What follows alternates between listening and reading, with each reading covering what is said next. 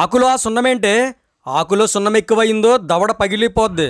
ఏంటి మమ్మీ ఎవడీడు? అది మగాడ్రా బుజ్జా. ఏంటి నా దవడ పగలగొడతారా మీరు?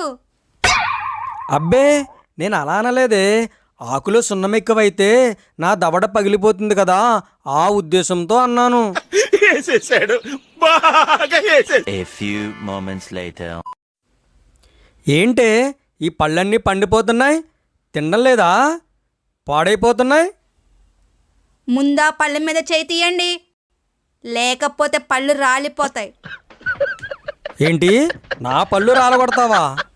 అయ్యో నేను ఆ ఉద్దేశంతో అనలేదండి. పళ్ళు పండిపోయి కదా, రాలిపోయి కింద పడిపోతాయని అన్నా. సముద్రు నాకైతే పరచకలా.